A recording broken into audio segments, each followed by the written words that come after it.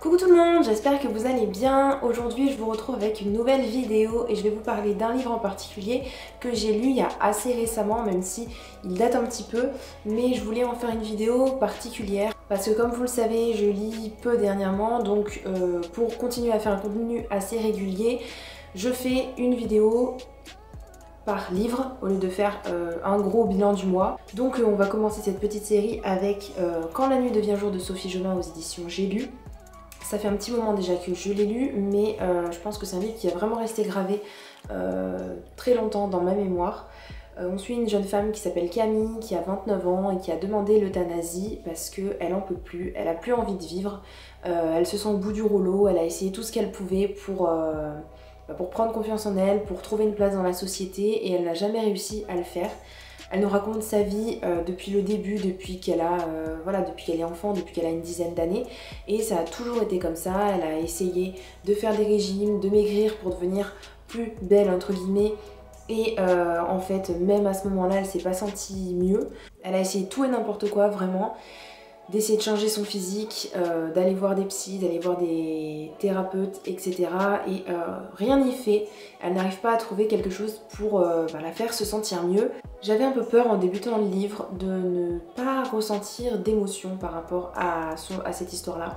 J'avais peur que ce soit maltraité, je veux dire soit super sombre, super, je sais pas, super pesant et où j'aurais pas pu peut-être m'attacher à l'héroïne. Et en fait, ça s'est pas du tout passé comme ça parce que même si son histoire est vraiment très cruelle et même si l'auteur dépeint du coup une situation très difficile à vivre, finalement, même moi qui n'ai pas ce genre de pensée, qui n'ai personne dans mon entourage qui vit ça, j'ai réussi à avoir de l'empathie pour ce personnage et j'ai réussi à le comprendre. Ce qui était très bien traité aussi, c'est les liens avec ses parents, puisque Camille n'a pas vraiment d'amis, elle n'a pas vraiment de connaissances, personne vers qui se tourner. Et ses parents pourtant sont là, ils sont aimants, ils sont adorables avec elle, ils ont toujours été là pour elle. Et pourtant elle ne leur dit pas en fait qu'elle a envie d'être euthanasiée, elle ne dit pas qu'elle va l'être. Donc vous imaginez bien que le moment où elle va leur dire, ça va être le cataclysme total que les parents ne vont pas comprendre.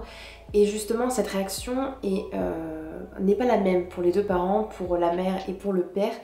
Et pour autant, voilà, ce sont des parents qui ne comprennent pas, qui ont fait leur possible pour que leur fille puisse en sortir.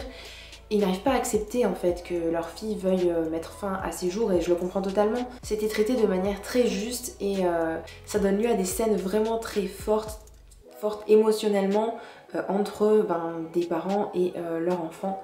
Dans ce livre, on nous parle de la dépression, de la souffrance, des maladies, des choses qui sont pas du tout joyeuses et pourtant on essaye en fait à certains moments de nous mettre des lueurs d'espoir et on a envie d'y croire, j'ai eu envie d'y croire et à la fois on voit que ce cycle infernal d'angoisse, de problèmes arrive tout le temps et ne cesse de s'arrêter parce qu'à certains moments Camille refait surface, Camille réussit à voir un petit peu pendant 1 ou 2 jours la vie sous un autre angle et elle arrive un petit peu à se dire que bon voilà, peut-être qu'elle va réussir à guérir et finalement comme je vous disais 2-3 jours après elle retombe dans sa dépression.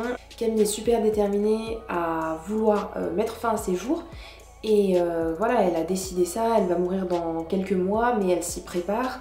Elle va rentrer dans un hôpital exprès pour préparer sa mort et dans lequel aussi elle va être euthanasiée. Et du coup, c'est dans cet espace-là que plus le moment va arriver, plus elle va avoir des doutes par rapport à son choix. Et en tant que lecteur, on se dit... Elle a tellement vécu de choses horribles qu'on a envie que ça s'arrête, on a envie qu'elle saute le pas et qu'elle puisse mourir en paix et puis voilà, que sa souffrance s'arrête. Et d'un autre côté, on se dit, elle arrive dans cet hôpital, elle fait des rencontres, elle surmonte certains de ses problèmes, certaines de ses souffrances et elle va peut-être réussir finalement à se guérir quoi. Et on a un peu cet espoir-là. Que Camille a aussi à certains moments et donc jusqu'à la fin on oscille entre j'ai envie que mon personnage, j'ai envie que Camille vive et à la fois vaudrait mieux peut-être qu'elle meure. Voilà, c'est vraiment un roman super touchant. Et même à la fin, en fait, l'auteur laisse une porte suffisamment ouverte pour qu'on choisisse nous-mêmes la fin qu'on nous souhaite, si Camille meurt ou pas.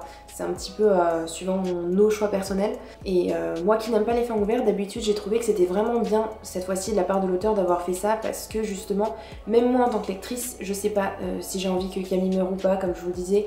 C'est vraiment un livre très touchant, j'ai été tout de suite happée dans le livre.